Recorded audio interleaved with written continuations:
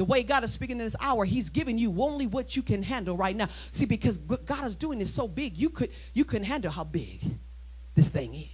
You would think of yourself higher than you ought to, because we are in our season. We are in our time, church. To the faithful, to those that have been committed and dedicated, and those that have been seeking, this is your time of favor.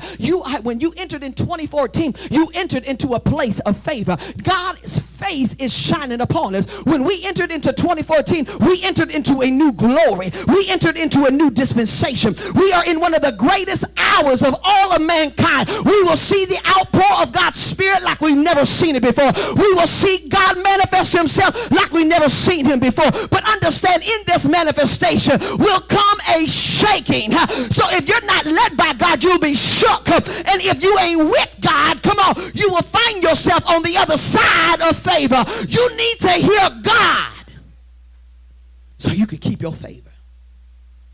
If you choose these opportunities, and opportunities will come.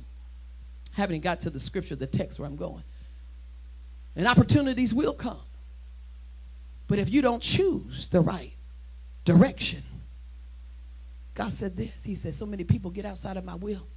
He said, as long as you're in the path, he said, favor is with you. And now here your favor is attracting, right? You got attention now.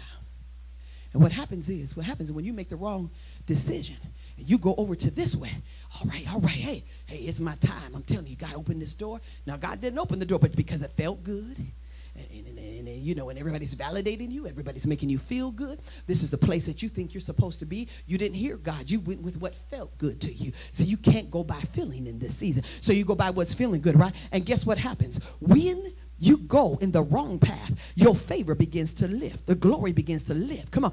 Understand this. It's there for a season, but what happens is it begins to lift. And now them same people that liked you and didn't know why they liked you start not liking you anymore. The same favor that you thought brought you the increase, now all of a sudden they want to replace you. Why? Because you didn't stay with who you were supposed to be connected to. See, God said, listen, your favor is connected to a mentor. Your favor is connected to somebody. And if you don't stay where the favor is and wait on God, because understand, while you're serving God and you're serving in a position, while you're serving the man of God, favor is going to be on you. What is on his life will come to you. But the moment that you allow someone to deceive you, to walk away from where your favor is, when you get there, even though they made many promises to you, the same one that gave you the opportunity can snatch it from you. And when they snatch it, you don't understand. Now your glory has lifted. But if I would have stayed in the path that God had chosen, my favor would have only increased. The glory would have only increased. Now I may have had to wait just a little bit longer, and I may have had to just wait on God, and that process don't feel good. Waiting does not feel good. I don't care how many times you tell somebody, wait on the Lord. Waiting does not feel good. But if you wait on God, there's a reward in your waiting. And understand, there's a glory in your waiting. There's favor in your waiting. Wait on God for your time. Wait on God for your season. Wait on God for your favor, because when you stay in that place, your favor don't expire. But when you go in the wrong direction and take the wrong path, your favor lifts, and now you're looking crazy. Now you wonder, well, what happened? I thought you liked me. What happened?